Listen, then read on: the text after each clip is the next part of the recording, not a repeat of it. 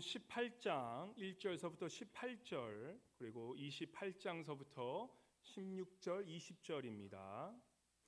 18장 우리 1절부터 16절 18절 그리고 28장 16절서부터 20절입니다. 교독하도록 하겠습니다. 그때 제자들이 예수께 나와 이르되 천국에서는 누가 크니이까?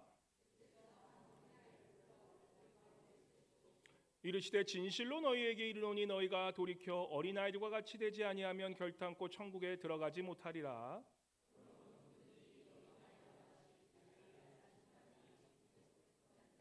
또 누구든지 내 이름으로 이런 어린 아이 하나를 영접하면 곧 나를 영접함이니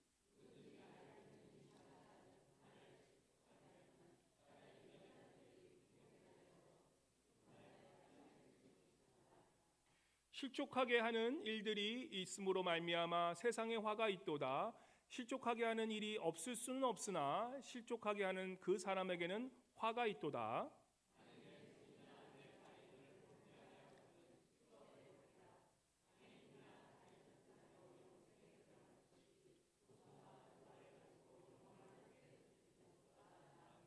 만일 내 눈이 너를 범죄하게 하거든 빼어내어버리라. 한 눈으로 영생에 들어가는 것이 두 눈을 가지고 지옥불에 던져지는 것보다 나으니라.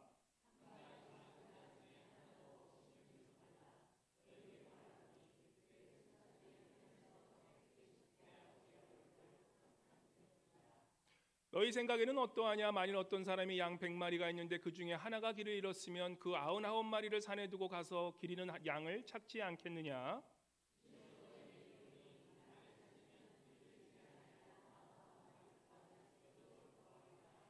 이와 같이 이 작은 자 중에 하나라도 읽는 것은 하늘에 계신 너희 아버지의 뜻이 아니니라.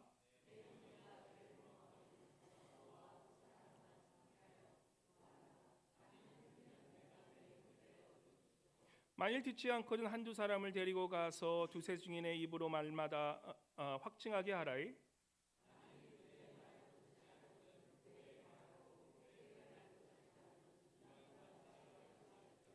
진실로 너희에게 이르노니 무엇인지 너희가 땅에서 매면 하늘에서 매일 것이요 무엇인지 땅에서 풀면 하늘에서도 풀리리라.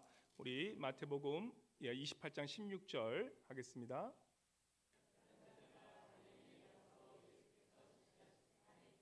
예수를 배웠고 경배하나 아직도 의심하는 사람들이 있더라.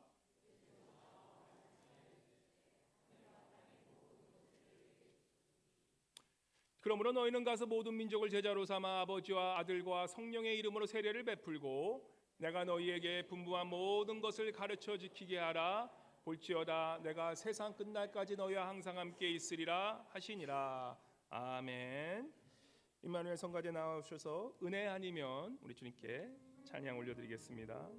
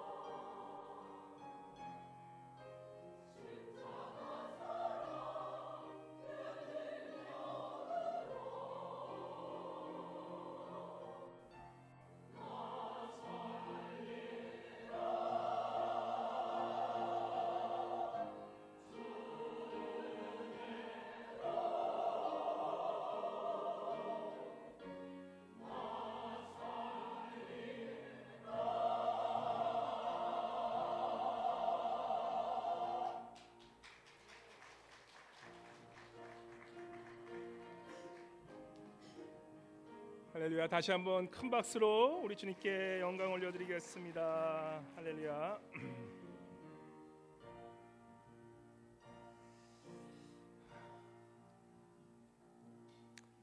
할렐루야. 우리 지난주는 우리 또 선교, 우리 헌신주일로 우리 외네 사모님 오셔서 파키스탄어로 안녕하세요라고 배웠죠. 기억나신 분 아무도 없을 줄 믿습니다. 그래서 4년 전에 우리 나바오 선교 갔었을 때 우리가 나바오 말로도 안녕하세요라고 인사를 한 적이 있는데, 이거 기억하시면 제가 기억력 인정해 드립니다. 뭘까요? 안녕하세요를 나바오 말로? 기억 못 하시죠? 한번 옆에 분에게 한번 옆에 분에게 한번 인사해 볼까요? 이제 옆에 보실 때 오랜만에 우리 한번 반말할 수 있는 시간입니다. 옆에 분에게 야 해보세요. 야, 야테가 바로 나바오 말로 우리 안녕하세요라는 뜻인데, 우리 옆에 분에게 다시금 한번 보시면서 부드럽게 웃는 얼굴로 야테 한번 해보시겠습니다.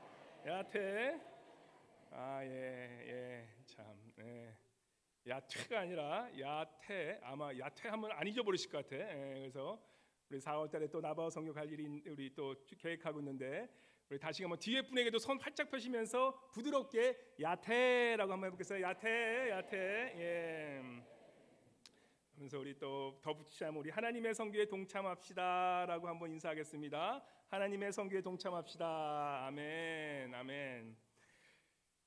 지난주 우리 외네 덩켄 사모님께서 우리 선교사님께서 또 파키스탄에 대해서 말씀하셨는데, 유튜브에는 올리지 못했어요. 왜냐하면 파키스탄에 지금 선교하시는 분들은 굉장히 특별히 위험에 빠질 수 있기 때문에 선교사님 또 안전과 또 파키스탄에서 선교하시는 분들을 위해서 유튜브에는 올리지 못했지만, 그래도 지난주 우리 말씀을 전해서 제가 한 가지 마음에 참 와닿은 게 뭐냐면, 그 선교사님께서 그러시더라고요. 지금 파키스탄 사람들 많은 사람에게 하나님께서 환상을 보여주시는데, 그죠? 우리 요에서 나오는 말씀처럼 아이들에게 사람들에게 환상을 보여주시는데 Man dressed in white 그런 말씀을 하세요. 제가 그 통역을 하면서 사실 물어봤어요. Man dressed in white 하면 뭐 한국 통역하면은 그대로 하면 흰 옷을 입은 사람이에요. 근데 그래서 저는 이 성경에는 Man dressed in white이라는 말이 나오기 때문에 여기서 천사들을 얘기해서 제가 사모님한테 우리 선교사님한테 혹시 천사라고 제가 통역하면 될까요? 그러니까 외네 사모님이 아니라고, 사람들이 본 그 사람의 얼굴은 바로 Man dressed in white, 흰 옷을 입은 빛나는 그런 옷을 입은 그러한 그분은 바로 예수님이라고 사람들이 공통적으로 말하고 있다라고. 참 느끼게 됐습니다. 지금 파키스탄 같은 정말 아무도 들어가지 못해, 거기 들어가서 복음 전하는 건 목숨 걸고 들어가는 거나 마찬가지이기 때문에 그런 곳에서 복음을 전하는데 그 전할 사람이 없으니까 직접 성령께서 나오셔서 수많은 사람인데 수천 명이 Man dressed in white, 바로 예수님 흰 옷을 입은, 우리가 상상하는 그런 귀신을 입은 그런 흰 옷을 입은 그런 게 아니라 광채가 나는 흰 옷을 입어서 정말 너무나 눈에 비추어서 그 영광의 얼굴에 정말 내 눈을 뜨지 못할 정도의 그러한 빛나는 광채의 옷을 입으신 바로 예수님께서 한 사람도 아니라 수천 명에게 파키스탄 사람들에게 나타나고 계시다는 것이에요. 그 말을 들으면서 어떤 생각이 듭니까?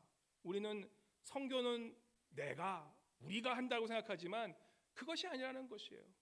지금 우리 많은 사람들이 정말 주님의 영광 안에 들어갈 수 있는 이유는 바로 하나님께서 선교하고 계시고 하나님께서 직접 그를 나타내 주시기 때문에 우리의 선교가 지금도 이어짐을 믿으시기 바랍니다. 그래서 선교는 뭐예요? 우리가 하는 것이 아니라 하나님이 하고 계신 것을 우리는 그저 그것에 동참하는, 그것에 참여하는, 바로 그것이 된다라는 것입니다.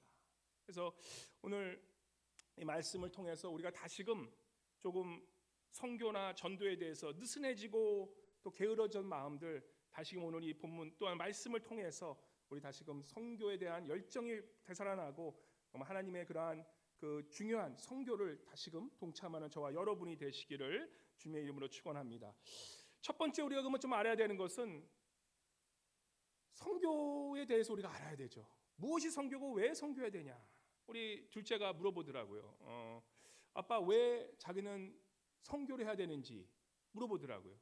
왜인지 물어보니까 자기 친구가 그랬대요. 자기는 어디 가서 복음을 전하는데 친구가 그러더래요. 야, 뭐 그런 가스펠 전할 필요 없어. 그래서 이 둘째는 깜짝 놀란 거예요. 아니, 믿는 사람들은 이 복음 전하는 거 당연한 거 아니야? 라고 하는데 그 친구, 교회 다니는 그 친구가 아니, 교회 다녀도 복음 안 전하고 예수님 말씀 안 전해도 예수님이 나 축복하니까 괜찮아. 그래서 물어보더라고요. 아빠, 선교를 왜 해야 돼? 오늘 본문 말씀이에요. 우리가 선교를 왜 해야 되냐? 왜 해야 되냐라는 것을 우리가 알고 있으면 사실을 선교에 대해서 말하지 않아도 선교하는 자가 된다라는 것입니다. 선교라고 생각할 때 몇 번 말씀드리지만 우리 삼위일체 하나님을 알 수가 있어요. 하나님은 삼위일체 하나님이세요. 근데 그 삼위일체 하나님의 본질은 무엇이냐? 존재적으로 이 존재하시는 그 하나님, 그 세 분의 하나님, 바로 성부, 성자, 성령, 이 하나님은 어떠한 분인지 우리가 알면 선교를 왜 해야 되는지 알게 돼요. 성부, 성자, 성령 하나님은 사랑의 하나님이세요. 근데 그 사랑의 하나님은 어떠세요? 너무나 서로를 사랑하기에 어떻게 됩니까? 서로를 보내시는 하나님이시라는 뜻이에요. 성부가 성자를 보내고 성자가 성령을 보내고 또 성령께서 그 하나님을 전하는, 바로 그것이 연결되는 게 우리 성부, 성자, 성령 하나님의 비밀이라는 것이에요. 하나님을 알면 알수록 그 미스터리에 빠지면 빠질수록 우리가 이해하지 못하지만 이해할 수밖에 없는 것은 그 성부, 성자, 성령 하나님은 사랑의 하나님이시고 그 사랑의 하나님은 움직이는 하나님이시고 그 움직이는 하나님은 서로를 보내심으로 그 사랑을 확인하시는 분이 우리 하나님이시라는 것이에요. 선교라는 단어의 뜻이 무엇입니까? 한자로 선교는 보내신 아니면 알릴 신이에요. 알릴 선이에요. 그래서 보내고 알리는 선에다가 가르칠교 해가지고 바로 뭡니까?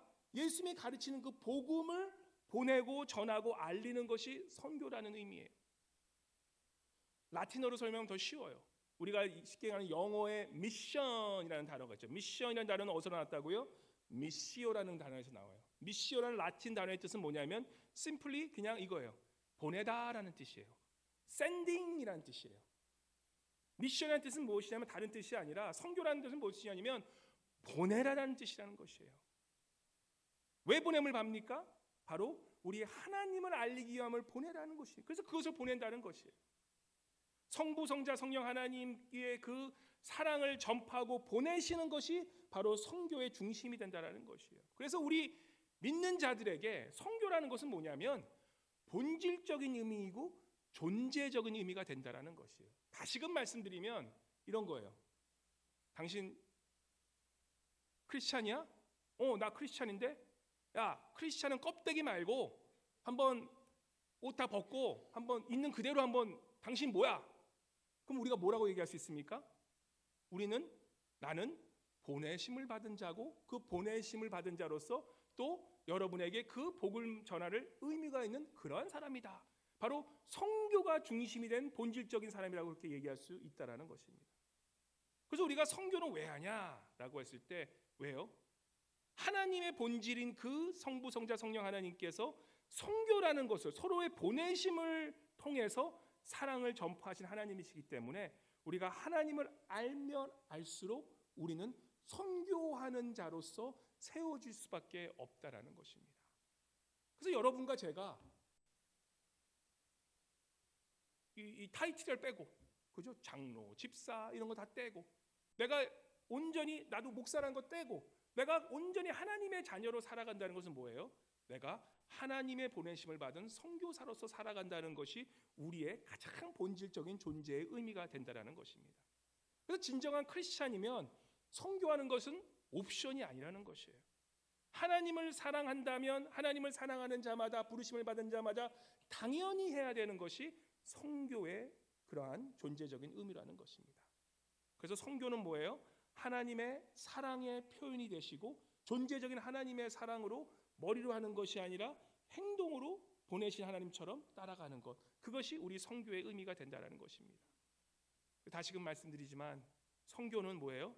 하나님을 알아가면 알아갈수록, 우리 하나님을 깊이 알면 알수록 내 존재 안에는 바로 선교하는 사람으로서, 전도하는 사람으로서, 내 존재가 사라진 자도 선교라는 그 마음이 내 마음속에 사라진 온전히 뿌리 박힌 것이 바로 우리 크리스찬인 것을 안다면 우리 주님을 전파하고 또한 그 복음을 전파하는 것이 우리의 본질적인 존재적인 의미가 되는 그런 우리 모두가 되시기를 주님으로 간절히 축원합니다. 그래서 이 선교하는 이유, 우리 하나님이 그런 사랑을 전파하시고 사랑을 보내신 분이시기 때문에 하나님을 아는 사람이라면 당연히 선교해야 되는 것이고, 또한 우리가 선교하는 이유는 무엇입니까?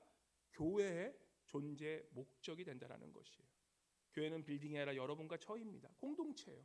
우리 공동체가 이렇게 모인 이유 또한 선교를 위한 존재고 바로 예수님의 그러한 지상 사명을 이루기 위한 목적을 가진 것이 교회라는 것이에요. 그래서 우리가 교회가 평상시에는 이렇게 서로 친교하고 나아가지만 우리가 항상 잊지 말아야 하는 것 중에 하나는 교회의 존재 목적은 바로 선교와 전도를 위한 구원을 위한 그러한 방주의 역할을 하는 것이 교회의 목적인 것을 우리가 늘 잊지 말고 살아야 된다는 것입니다. 교회의 존재 목적이 된다는 것이에요. 배가 가라앉는 이유가 무엇입니까? 배는 뜨라고 있는 것인데 배가 왜 가라앉습니까? 배는 물 위에 떠야 되는데 불이 왜 가라앉잖아요? 배가 가라앉는 이유는 딱 하나예요. 물이 배 안에 들어가면 배는 침몰할 수밖에 없어요. 세상의 가치관, 물이라는 세상의 가치관이 교회 안에 딱 들어와서 그것이 교회의 가치관보다 더 커진 가치관이 되면 교회는 침몰하게 돼요. 존재 목적이 사라지게 돼요. 마찬가지로 교회도 복음의 가치관으로 세상의 구원의 그러한 이 방주로 둥둥 세상에 떠 있으면서 죽어가는 자, 오늘 찬양처럼 세상의 그러한 죄에 빠져 죽어가는 자를 구원하는 구원의 방주를 역하는 것이 교회라는 사실을 우리가 잊지 말아야 된다는 것입니다. 그래서 이 교회는 어떤 곳이냐? 세상에 침몰하게 할 때 이 교회는 그 세상의 위에 붕붕 떠가면서 구원의 방주를 역할하는 세상의 구원을 역할하는 곳이 바로 교회의 존재의 의미가 된다는 것입니다. 많은 교회들이 어떻게 돼가고 있습니까? 세상의 물이 교회 안에 다 흠뻑 들어왔어요. 세상의 기업화가 된 것이 마치 교회 안에 들어와서, 교회 또 어떻습니까? 교회가, 어떤 분들은 제가 계속 얘기하지만 교회가 수입을 창출하는 게 좋은 교회라고 생각해요. 큰 교회고 헌금 많이 나오는 교회가 좋은 교회라고 착각하고 살아가요. 그렇게 크고 그런 찬란했던 유럽 교회들, 다시 얘기하지만 지금은 다 망해고 이제는 관광객들이 찾아가서 그 관광객들의 그 입장료 수입 얻는 그러한 수입원으로 전락해버린 것이 유럽 교회가 되지 않았습니까? 교회는 절대 부자가 되는 것이 목적이 아니라 교회의 참된 목적, 오직 하나의 목적은 뭡니까? 생명을 낳는 것이 교회의 목적이 된다는 것이에요. 이 세상에 죽어가는 죄인들을 살리는 것이 교회의 목적이 된다는 것이에요. 이 교회가 진짜 교회인가 아닌가를 알아보기 위해서는, 그죠? 그 교회가 얼마나 무슨 건물이 찬란하고 헌금이 많아 이런 것들이 전혀 상관없어요. 그 교회가 얼마나 선교하고 구제하는 교회인지 보면 알 수 있어요. 아무리 많이 들어와도 선교 구제 안 하는 교회 많아요. 자기들 배만 부르는 교회 많아요. 화려하고 어떻게 보면 세상들이 존경하는 그런 교회지만 그런 화려함과 이러한 이 찬란함에 이 사람들이 몰리긴 하지만 자기 희생도 없고 또한 자기 선교나 규제가 없는 그런 교회들이 얼마나 많다는 것을 우리가 알고 살아야 한다는 것입니다. 그리고 시간이 지나면 그런 교회들은 다 침몰하게 돼 있어요. 요한계시로 나오는 7교회 중에 많은 교회들이, 큰 교회들이 있었어요. 라오디에 같은 교회는 엄청 큰 교회였어요. 지금도 가보면 그 교회의 터가 어마어마해요. 근데 주님께서 온전히 칭찬하는 그 교회는 작았지만, 그 교회의 처저는 작았지만 정말 끝까지 주님께 충성했던 빌라델피아 교회, 이 교회를 하나님께서는 영원히 빛나는 교회라고 말씀하신 이유가, 교회는 작지만 그 교회가 어떻게 했습니까? 영원히 하나님의 나라에 하나님의 빛을 발하기 위해서 하나님의 그 복음 전도에 충성했던 교회이기 때문에 그러한 칭찬을 받을 수 있게 됐다는 것입니다. 우리 교회는 어떤 교회입니까? 교회는 어디 위에 세워진 교회입니까? 교회의 반석이 누구십니까? 예수 그리스도예요. 그래서 교회는 예수 그리스도라는 반석 위에 세워진 교회이기 때문에 세상의 그 어떤 마귀들도 침소할 수 없는 게 이 교회임을 믿으시기 바랍니다. 그러한 교회이기 때문에 우리 그 예수님의 그러한 반석에 선 교회는 예수님이 무엇을 중요시하게 하는지 알아야 될 거 아니에요. 예수님이 처음에 교회를 무엇을 목적으로 세우셨습니까? 예수께서 우리 잘 아는 오늘 본문 말씀이에요. 마태복음 28장 16절서부터 20절의 말씀이 교회를 세우신 그 교회의 창립 목적입니다. 왜 교회를 세우셨냐? 28장 우리 한번 19절과 20절 말씀 같이 읽어볼까요? 우리 19절과 18절서부터 읽을게요. 18절부터 읽으면 18절 같이 읽겠습니다. 시작. 예수께서 나와 말씀하여 이르시되 하늘과 땅의 모든 권세를 내게 주셨으니 그러므로 너희는 가서 모든 민족을 제자로 삼아 아버지와 아들과 성령의 이름으로 세례를 베풀고 내가 너희에게 분부한 모든 것을 가르쳐 지키게 하라. 볼지어다 세상 끝날까지 너희와 항상 함께 있으리라 하시니라. 아멘. 이 말씀은 우리가 잘 아는 우리 예수 그리스도의 마지막 우리에게 대한 유언의 말씀이기도 하지만 바로 이 말씀이 교회를 향한, 여러분과 저를 향한 교회의 목적을 우리에게 주신 것입니다. 그래서 여러분과 제 삶의 목적은 무엇이냐? 이 말씀대로 뭐예요? 모든 민족으로 가서 그 민족을 제자로 삼아 아버지와 아들과 성령의 이름으로 세례를 베풀고 주님이 가르쳐 주신 이 모든 복음의 말씀을 가르쳐 행하게 하는 것이 여러분과 저의 목적이요 우리 교회의 목적이 되심을 믿습니다. 그래서 교회의 참된 목적은 단 한 가지, 바로 뭐예요? 주님이 주신 이 지상 사명을 이루는 게 우리 교회의 목적이 된다는 것입니다. 그래서 우리 알래스카 동양 선교 교회가 정말 끝까지 주님이 주신 이 말씀을 빌라델피아 교회처럼 지키고 충성하며 살아가는 그런 교회 되시기를 주님의 이름으로 간절히 우리 또한 축복하며 우리 믿고 나아갑니다. 우리 세 번째, 우리가 선교하는 이유. 왜 우리가 선교할까요? 생각했을 때 하나님의 본질, 우리가 하나님을 안다면 선교하게 되고 교회의 본질 안다면 교인으로서 우리가 당연히 선교해야 되지만 세 번째는 우리 개인적인 이야기이기도 해요. 우리가 이 세상에 살면서 선교하게 되면 하나님께서 주시는 축복이 우리에게 임한다는 것이에요. 히브리서 11장 6절 우리가 잘 아는 말씀인데 믿음에 대해서 이야기합니다. 히브리서 11장 6절에 보시면 이렇게 말씀하시죠. 우리 다 함께 한번 읽어볼까요? 시작. 믿음이 없이는 하나님을 기쁘게 하지 못하나니 하나님께 나아가는 자는 반드시 그가 계신 것과 또한 그가 자기를 찾는 자들에게 상 주시니심을 믿어야 할지니라. 믿음이 무엇이라고요? 믿음은 반드시 하나님께서 살아계시다는 것을 믿으시는 믿음이 되시길 바랍니다. 근데 그 살아계신 하나님께서 무엇을 하시냐라고 했을 때 뭐예요? 바로 그를 찾는 자들에게 상 주시는 일을 믿는 것이 믿음이라는 것이에요.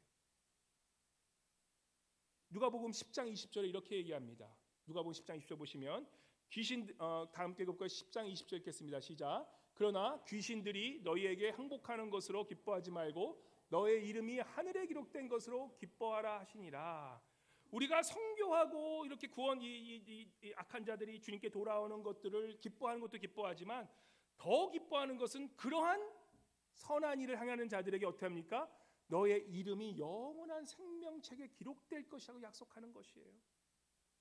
선교하고 전도하고 주님의 복음을 전파하는 자들에게 하늘의 축복이 있다는 것을 우리에게 말씀하시는 것입니다. 그래서 빌립보서 4장 1절에 이렇게 말씀합니다. 그러므로 나의 사랑하고 사모하는 형제들아, 나의 기쁨이요 면류가 아닌 사랑하는 자들아. 그래서 우리가 누구를 전도하고 우리가 함께 그런 믿는 그 모든 사람들이 하늘에서는 정말 귀하고 면류관 같은 그러한 기쁨이 되고 우리의 큰 상급이 된다라는 것이에요. 다니엘서 12장 3절은 더 정확하게 얘기합니다. 다니엘서 12장 3절 한번 같이 읽어볼까요? 시작. 지혜 있는 자는 궁창의 빛과 같이 빛날 것이요 많은 사람을 옳은 대로 돌아오게 한 자는 별과 같이 영원토록 빛나니라. 아멘. 아멘. 뭡니까? 바로 지혜 있는 자는, 그죠? 이 많은 사람을 옳은 곳으로 하나님의 복음으로 전파하는 자에게는 뭐예요? 별과 같이 영원토록 빛나는 그러한 축복이 여러분과 저에게 있다라는 것입니다. 선교하고 전도하는 것이 여러분과 저에게 얼마나 큰 복이 되는 것을 우리가 안다면 선교와 전도를 우리가 힘쓰지 않을 수가 없게 된다라는 것입니다. 4년 전인가 나바오 선교 다녀오면서 이 비행기로 오는데 비행기 타고 오면서 좀 많이 흔들리는 게 있어가지고 우리 비행기 타는 거 무서워하시는 권사님께서 되게 무서워하시면서 이거 어떻게 해야지 막 그러면서 오셨어요. 그리고 또 제 옆에 타셨던 우리 좀 연세 드신 좀 우리 백인 할머니시죠. 백인 할머니도 저를 갑자기 손을 콕 잡으시더니만 어떡하지 막 와라판 말아 뭐 그러고 계셨어요. 저도 어떻습니까? 저도 이 마음속에 두려웠겠 생각했습니까? 이러다가 진짜 가버리겠는데 딱 생각이 들더라고요. 그러면서 많은 생각이 드는데 그 생각 중에 기쁜 마음이 하나 있었어요. 그래도 얼마나 기쁜 게 뭐냐면 그래도 내가 선교지 갔다 오면서 그죠? 주님의 그런 복음을 전파하고 오는 이 비행기 속에서 만약 이 비행기가 만약에 뭐 이렇게 사고로 나면 나는 그래도 뭐 큰 순교자는 아니지만 작은 단기 순교자가 되지 않냐. 그래서 마음에 사실은 그렇게 두려운 게 싹 사라지더라고요. 두려움이 사라지면서 그래 뭐 죽으면 좋아. 어차피 뭐 아내한테 다 뭐 얘기하고 갔으니까. 저 어디 가면 항상 아내한테 다 얘기하고 가거든요. 뭐 처리하면 뭐 어차피 뭐 그래서 천국에 면류관도 기다리고 너무 막 신나더라고요. 약간 좀 신날까지는 않았어. 근데 하여튼 두렵진 않더라고 이상하게. 우리가 왜 두려워합니까? 왜 두려워합니까? 죽음을. 다 그래요. 믿기는 믿는데 부끄러운 천국으로 들어갈까 봐. 내가 천국에 들어가긴 들어갈 것 같아요. 예수님 믿으니까, 또 말씀 믿으니까. 그런데 천국에 들어가서 너무 부끄러워질까 봐 우리가 천국이 두렵지 않지 않습니까? 차라리 이 세상에서 그냥 있는 거 누리며 사는 게 좋지. 천국 가면 천국에 들어가는데 거지처럼 살 것 같아요. 그런 두려움이 있지 않습니까?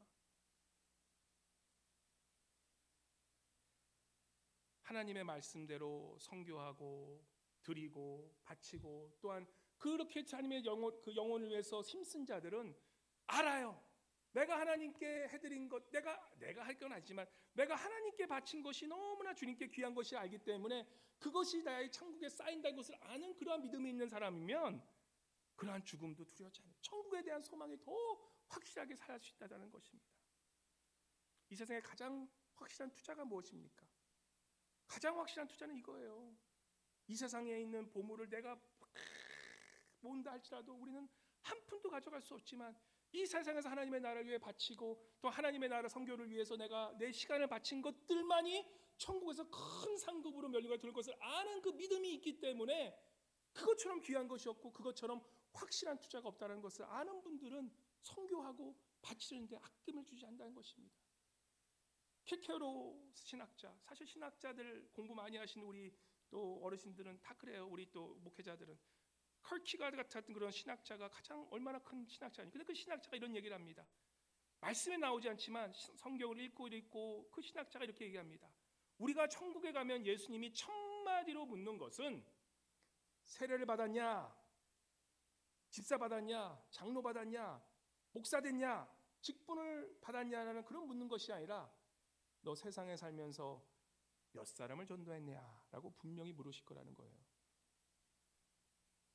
이 전도는 뭐예요? 하늘나라의 잔치에 참여하는 일입니다. 천국은 돈과 명예나 내 학위나 내 직분으로 살 수 있는 게 아니라는 것이에요. 온전히 우리가 그 전도 잔치에 나와서 그 주인이 주시는 상을 받는 것은 그 이유는 하나님의 그 말씀에 얼마나 충성해서 이 땅에서 살았느냐, 또 하나님의 나라에서 내가 얼마나 영원한 것에 바쳤느냐가 그 우리가 가서 받을 상급의 면류관의 크기가 된다는 것입니다. 많은 사람은 옳은 대로 돌아오게 한 자는 별과 같이 영원토록 빛나리라. 우리가 이 말씀을 마음에 새기고 살아간다는 것입니다. 이민생활을 하면서 바쁘고 힘들고 그러한 지친 상황 속에서도 우리가 이 땅에서 그러한 열심을 당해 살아가지만 이 땅에서 얼마나 주의 나라를 위해서 섬기냐, 그것만이 영원히 남을 것을 우리가 알고 산다면 정말로 우리가 천국 들어갈 때에, 예수 믿고 천국 들어갈 때 부끄럽게 주님을 바라보지 않는 그러한 저와 여러분이 되길, 우리 알라스카 동해성교회 모든 성도님 되시기를 정말 주님의 이름으로 간절히 우리 소원하고 또한 축원합니다. 우리 마지막으로 우리가 선교하는 이유, 신앙생활이 뭡니까? 라는 질문을 많이 하게 돼요. 신앙의 본질이 무엇입니까? 라고 했을 때 신앙의 본질이 뭡니까? 그죠? 어떤 분들은 그래요. 교회 나오는 이유가 내가 좀 더 복받고 내가 원하는 거 얻기 위한, 그러다가 이제 교회 나왔는데 조금 어려움이 있어요. 그러면 바로 손절매하고 다른 데 가십니다. 이건 교회는 아닌가 봐. 이거 좀 안 좋은 일이 생기네. 교회는, 우리가 신앙의 본질은 뭐예요? 나의 기쁨과 나의 유익을 구하는 것이 아니라 하나님의 기쁨과 유익을 구하는 삶이 신앙의 본질인 것이에요. 사실 그것을 깨닫게 하기 위해서 하나님께서 내 삶에 어려움을 주세요. 내 삶의 어려움을 가지다 보면 어떤 일이 생깁니까? 내가 여태까지 살았던 나의 중심적인 신앙생활이 이제는 하나님을 의지하는 신앙생활로 바뀌게 돼요. 그러면서 신앙생활이 무엇인지 깨닫게 돼요. 그렇게 되면 어려움과 나에 드는 그러한 고난이 뭐예요? 오히려 하나님을 알게 하는 큰 축복이 된 것을 깨닫게 되면 그때부터 인생을 바라보는 내 시각이 변하게 돼요. 나의 축복의 시각이 변하게 돼요. 나의 신앙의 중심이 변하게 돼요. 오히려 나에게 온 그러한 어려움과 고난이 나에게는 축복이었다는 것을 깨닫는 그 순간 우리는 비로소 하나님이 누구신지를 찬양하게 되는 그러한 신앙의 자리로 나갈 수 있다는 것입니다. 우리 신앙의 중심은 뭐예요? 내가 원하는 것을 얻는, 우리 하나님은 좋으신 하나님이기 때문에 신앙 초기에는 그런 거 해줘요. 정말 말도 안 되는 것을 저는 이루어지는 것을 봤어요. 하나님께 제가 인간이 생각하는 저건 안 될 텐데, 저건 진짜, 근데 하나님께서 그분에게 허락하세요. 왜냐? 그분에게 그것을 통해야만 하나님을 누군지 알기 때문에. 근데 자꾸 그것만을 바래. 그러면 하나님께서 그분에게 이제는 어려움을 주기 시작하세요. 왜냐? 신앙은 내가 원하는 것을 평생 얻다 보면 오히려 지옥에 가장 빠지기 좋은 게 그러한 자기주도 신앙생활이기 때문에 하나님의 이 섭리는 처음에는 자기를 알게 하게 하지만 그 마지막의 중심은 하나님을 누군지 알게 하는 것이 하나님의 우리 신앙의 과정이라는 것을 알게 하신다는 것입니다.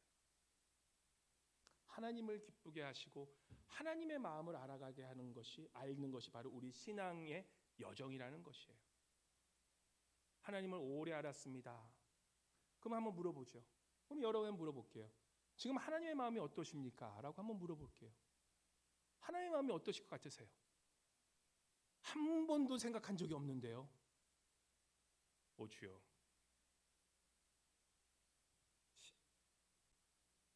진짜 우리가 이 세상에 우리 부모님이 살아계셨을 때, 그죠? 이제 많은 이제 어르신들 많으니까 부모님 다 돌아가셨잖아요. 우리가 효자가 뭡니까? 효자가 누굽니까?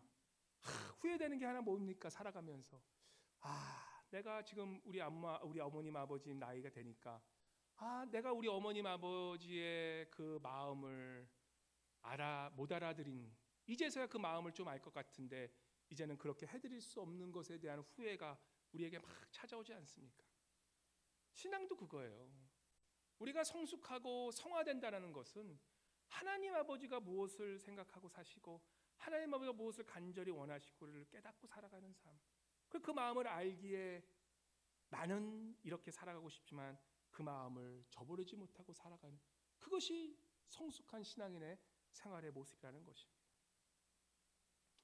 하나님의 나라, 하나님의 아버지, 우리 하나님은 이 세상의 모든 왕이 되시는데 하나님 나라가 어떤 나라인지 우리가 깨닫는 것이 필요하다는 것이에요. 하나님이 어떠한 마음으로 이 세상을 통치하고 계시는지, 다스리고 계시는지 우리가 알아야 될 거 아니에요. 하나님의 나라를 조금씩 알게 되면 하나님이 어떤 분인지 알게 되고 하나님이 어떠한 마음으로 우리를 대하신 줄 알게 돼요. 알면 알수록 하나님의 마음은 세상의 가치관으로 완전 다른 것을 알게 돼요. 이번 주 마태복음 15장부터 20장 성경 필사하셨습니까? 좀 아무도 반응을 안 하신, 좀 하세요. 좀 좋은 말 할 때 하시면 좋겠습니다. 우리 집사님 왜 그래, 목사님 한번 해보자는 그러시는데 너무너무 도움이 많이 돼요. 너무너무. 우리 아내가 그러더라고요. 우리 마태복음 18장을 쓰면서 사실 그 얘기 잘 별로 안 하는데 갑자기 저한테 아주 신학적인 말을 하더라고요. 자기는 하나님의 나라가 이해가 안 간대요. 하나님의 나라가 이해가 안 갈 때부터 신앙의 시작입니다. 하나님의 나라가 이해가 간다는 사람은 사실 하나님의 나라를 너무나 이해하지 못하는 사람이에요. 왜냐하면 하나님의 나라가 이해가 안 가는 이유는 하나님의 나라는 우리가 아는 세상의 가치관은 정반대의 나라이기 때문에. 마태복음 18장에 나오는 그 말씀이 뭡니까? 그죠? 이 100데나리온, 우리 하루 일꾼의 삭시예요. 한 200불, 300불 버는 그러한 삭시예요.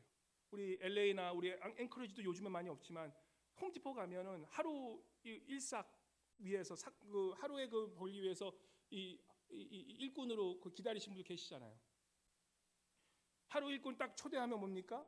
아침부터 이제 하다 보면 이 아침에는 사람들이 젊고 싱싱한 사람 많이 나와요. 그래서 그 사람들 이제 하야고 하는데 오후 12시나 1시 때쯤 되면 어떻게 합니까?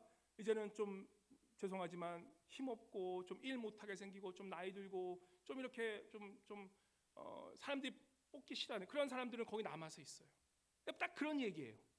근데 이 일꾼 이 주인이 뭡니까? 이 아침 9시에 오전에 왔던 건강하고 열심을 다했던 그 일꾼에게 100데나리온을 줘요. 근데 희한하게도 마지막에 1시간 일이 끝나기 전에 오후 5시에 와서 1시간도 일을 하지 못한 정말 우리가 보기에는 형편없고 일도 잘 못하는 그 일도 하지 않은 것 같아요. 하다 말다 한 사람에게도 어떤 금액을 주십니까? 똑같이 100데나리온을 주세요. 우리 세상의 가치관으로 볼 땐 이게 말이 되는 소리입니까? 생각해 보세요. 어떤 사람은 하루 죽도록 일해서 이 300불 받았어. 근데 온 지 30분도 안 됐는데 그냥 일하는 것 같지도 않은데 그 사람에게도 또 똑같은 300불을 줬어요. 아마 엄청난 데모가 일어날 겁니다. 그죠? 말도 안 되는 거다. 이 주인이 도대체 정신 있는 사람이냐?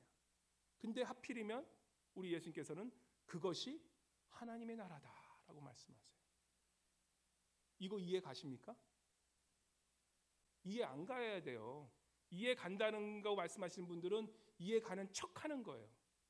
근데 내가 그런 상황에 있어 보면 제일 먼저 화내고 이 난리법석 부를 분이 바로 그런 분이세요. 이게 어떻게 가능하냐고. 나는 이렇게 열심히 했는데 감히 똑같은 취급을 받아? 말도 안 돼. 근데 하나님의 나라가 그렇다는 나라예요. 그러면서 아내가 물어보더라고. 아닌 것 같아요. 하나님의 나라는. 근데 딱 그러더라고요. 근데 자기는 저는 사실 오래전에 깨달았던 얘기인데 자기는 그러더라고요. 하나님의 나라는 세상의 나라와는 완전 다르고 내가 오로지 이 나라를 이해할 수 있는 이유는 딱 한 가지가 있대요. 그 이야기를 설명할 수 있는 것은 이것은 내 자녀로 생각해보니까 내가 좀 이해가 가네 그러더라고요. 무슨 말씀입니까? 죄송하지만 자녀가 한 분인 분은 이해가 안 가실 거예요. 근데 자녀가 2명 이상 있으신 분들은 이 말씀이 너무 잘 이해가 돼요. 하나님의 나라는 어떤 나라냐? 제 얘기를 얘기를 드리자면 우리 큰애가 너무 일을 잘해요. 너무 또 열심히 해. 그래서 얘는 정말로 뭐랄까 이 열심히 일하고 열심히 또 잘도 해가지고 정말 이 아버지의 자랑거리가 돼. 그래서 뭡니까? 집에 오면 100데나리온 엄청 다 줘. 너무나 기뻐. 근데 우리 둘째 애가 그렇다는 건 아닙니다. 또 가서 또 배우면서 너 왜 아빠 그런 얘기 하지 마세요. 그러면 애가 또 시험 받습니다. 둘째가 만약에 다른 자녀 하기 때 제 자녀 복이 드는 거예요. 근데 내 둘째 자녀가 정말 찌게 진짜 맨날 공부도 안 하고 맨날 문제만 일으키고 나가서 정말로 정말 망나니처럼 살아가는 그런 자녀가 있는데 근데 그 자녀가 이제 집에 왔어. 자, 어떻게 하겠습니까? 물론 우리 한국 부모님들은 화가 나서 겉으로는 야 이게 막 그럴 수는 있겠지만 그럴수록 내 속마음은 어떻습니까? 더 찢어지는 거야. 더 안타까운 거야. 자식이 좀 잘 되면 좋을 텐데 어떻게 보면 큰아들보다 더 마음이 짱해지는 거예요. 우리 하나님이 이 100데나리온의 이 말씀을 하면서 천국이 이런 나라라고 말씀하신 것은 바로 그런 말씀인 것이에요. 우리 하나님의 나라는 세상의 나라처럼 거래하면서 야 일 잘했다 100데나리온 here 일 못했으니까 야 이 자식아 그런 나라가 아니라고. 하나님의 나라는 뭐예요? 다시금 말씀이지만 사랑의 나라요 은혜의 나라라는 것이에요. 부족해도 더 품써주고 부족해도 더 감싸주는 우리 하나님이 우리 모든 사람들을 볼 때 늦게 오건 먼저 왔건 정말 그 두 자녀를 귀하게 생각하는 것이 우리 하나님의 마음이시라는 것입니다. 그게 사실 우리 탕자의 이야기고 우리 하나님의 우리 자녀들에게만 하나님의 나라가 어떻게 이루어진 것에 대한 그 말씀의 비밀이라는 것입니다. 그래서 오늘 본문에 보면 하나님께서 그렇게 말씀하세요. 우리가 선교하는 것도 중요하고 여러 가지 중요하지만 우리가 하나님의 나라를 이해한다면 어떤 것이 중요하냐? 오늘 마태복음 18장에 나오면 뭐예요? 그 한 영혼을 실족하게 하지 않는 것도 하나님은 너무너무 귀하게 생각한다는 것이에요. 우리가 믿지 않는 자를 전도하는 것도 중요해요. 근데 오늘 본문의 18장 1절 잃어버린 한 양의 말에 대해서 말씀하시는 것은 이미 우리에게 찾아온 이미 예수님 하나님의 그러한 가족이 된 그 자녀 한 명을 실족시키자는 얘기예요. 많은 사람 우리가 교회에 전도할 수 있지만 교회 전도하는데 어떻게 합니까? 오히려 교회에서 오래 있던 사람들이 그 한 영혼을 실족시키게 하는 일들이 왜 없겠습니까? 세상의 가치관은 뭡니까? 이 세상은 어떠세요? 세상에서는 어떤 자만이 살아남습니까? 강한 자만이 살아남아요. 그리고 강한 자만이 살아남는 게 세상의 이치예요.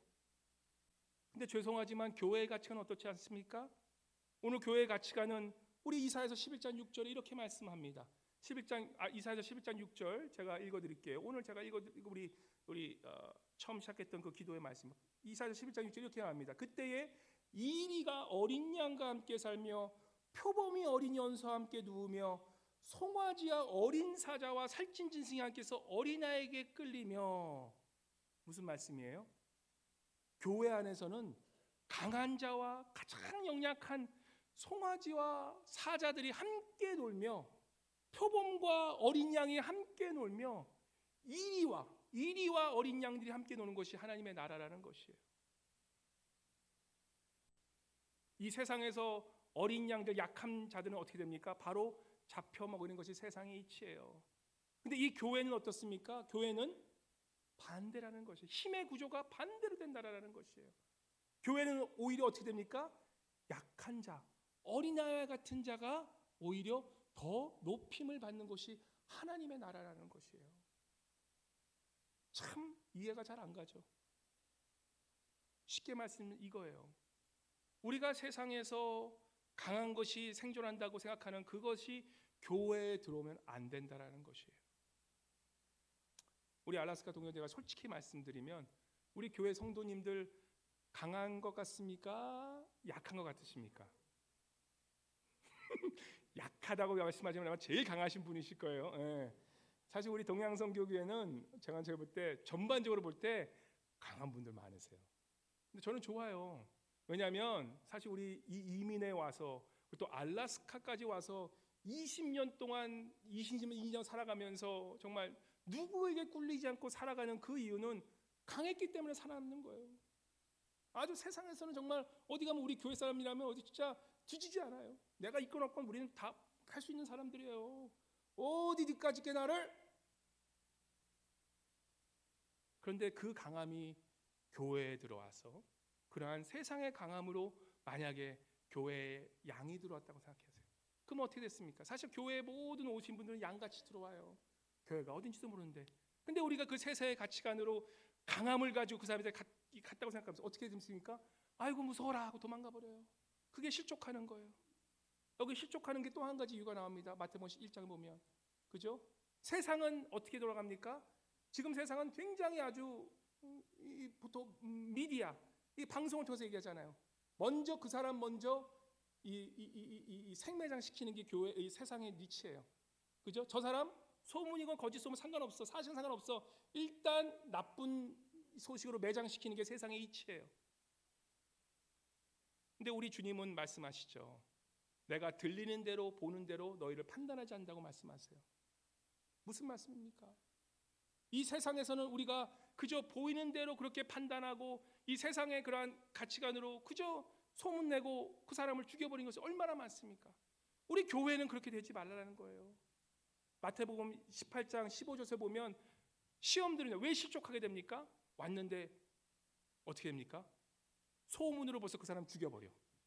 이 사람은 이런 사람이야 소문내버리고 그럼 그 사람은 갈 곳이 없어 어떻게 돼요? 교회를 떠날 수밖에 없게 되는 거예요. 세상의 가치관이 교회에 들어오면 안 된다는 거예요. 주님께서 뭐라고 말씀하십니까?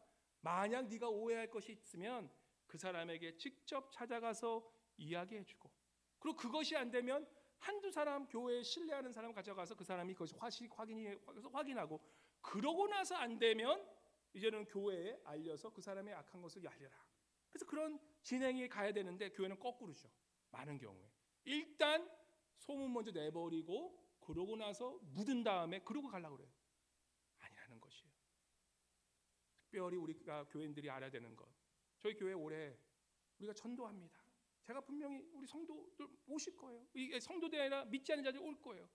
믿지 않는 자들이 왔을 때 알라스카 20년, 30년 보면 이미 우리는 다 알고 있지만 그 알고 있음에도 불구하고 우리가 그 사람에 대해서 어떻게 해야 됩니까?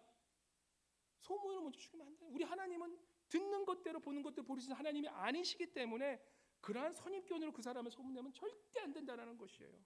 뭡니까? 정말 내가 시험 들고 실족할 것 같으면 그 사람에 가서 직접 먼저 얘기해서 그것이 사실인지 아닌지 확인하고 상대방의 의견을 들어보고 그러고 나서 그것도 아닌데 잘못한 것이 있어서 계속 나쁜 짓을 하면 그때 가서는 믿는 사람과 같이 들어가서 얘기해요. 그러고 나서 이제는 이 세상의 방법대로 하는 것은 그것은 이 성경적이다라고 이렇게 알 수 있다는 것입니다. 그래서 그렇게 우리가 이 실족하지 않도록 하는 그것이 너무나 중요하다는 것이에요. 세상의 강함이 교회에 들어오면 그것은 쥐약이 돼버린다는 것이에요. 그래서 우리가 늘 믿는 자들 우리는 어떻습니까? 저 한 영혼이 정말 실족하지 않도록 두렵고 떨리는 마음으로 살아가는 것. 주님께서 무섭게 경고하시죠. 한 어린아이라도 실족하는 자는 어떻게 합니까? 맷돌에 뭐예요? 맷돌에 목을 메어 불구렁이에 던지신다고 그러세요. 얼마나 무서운 얘기입니까? 너의 그러한 한눈과 또한 이 입으로 한 이 모든 것들이 오히려 지옥에 들어가지 네가 저 뜨거운 불에 들어간 것보다 그것보다 더 무서운 게 없냐 그렇게 경고하시는 거예요. 우리가 한 영혼을 실족하게 하는 것이 얼마나 하나님 보실 때 마음 아파하신 건지. 사실 우리 여러 주님을 사랑하는 사람이 똑같은 마음일 것입니다. 하나님을 사랑하고 하나님의 마음을 아는 분들은 정말로 한 영혼이 실족하지 않기를 바라는 그 간절한 마음이 우리에게 있어야 된다는 것입니다.